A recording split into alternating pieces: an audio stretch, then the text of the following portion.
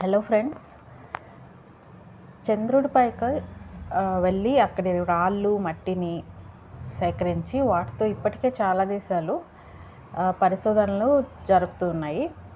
అందులో ఇండియా కూడా చంద్రయాన్-1, చంద్రయాన్-2, చంద్రయాన్-3 ఇట్లా ప్రయోగాలు చేస్తూ చంద్రుడిపైకి అడుగుపెట్టింది.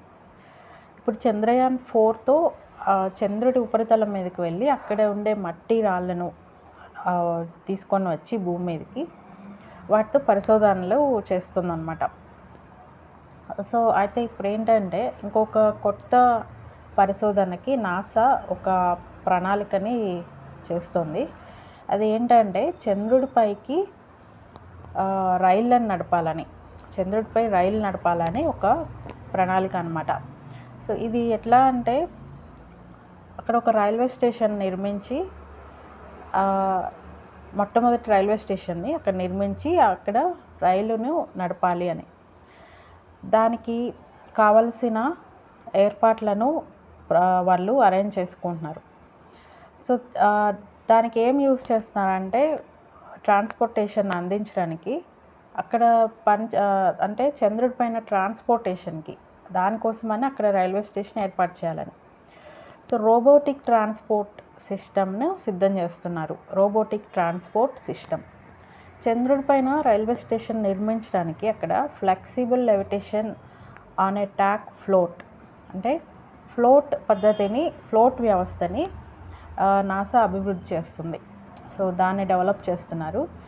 ది ఆర్టెమిస్ అనే ఒక ప్రయోగంలో దీన్ని ఒక భాగంగా చెప్పారనమాట. సో ఫ్లోట్ కోసమే వీళ్ళు మ్యాగ్నెటిక్ లెవిటేషన్ టెక్నాలజీని వాడుతున్నారు. ఫ్లోట్ అంటే ఏంటి? తేలటం. అంటే ఇప్పుడు మన భూమి మీద రైళ్ళు నేల మీద వెళ్తాయి, కానీ చంద్రుడి మీద ఎట్లా వెళ్ళాలి అంటే గాల్లో వెళ్ళాలి. గాల్లో తేలుతూ రైలు ప్రయాణించాలి. ఎందుకు అంటే అక్కడ దుమ్ము ధూళిని గాల్లోకి లేపకూడదు. లేపితే అక్కడ గురుత్వాకర్షణ శక్తి తక్కువగా ఉంటుంది. కాబట్టి చంద్రుడి ఉపరితలం మీద ఉండే దుమ్ము ధూళిని గాలిలోకి లేపకుండా అట్లా జరగకుండా ఉండటానికి ఫ్లోట్ రోబోట్స్ డయామాగ్నెటిక్ లెవిటేషన్ దీన్ని ఉపయోగించి పట్టాల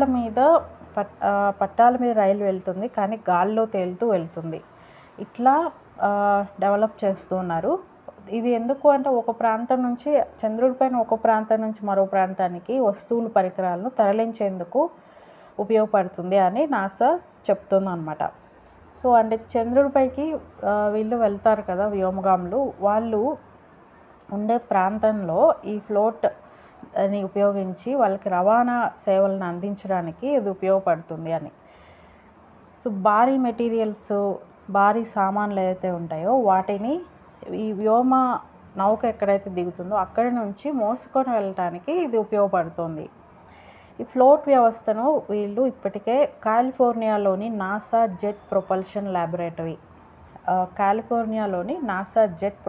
ల్యాబొరేటరీలో ఇంజనీర్స్ దీన్ని డెవలప్ చేస్తున్నారు.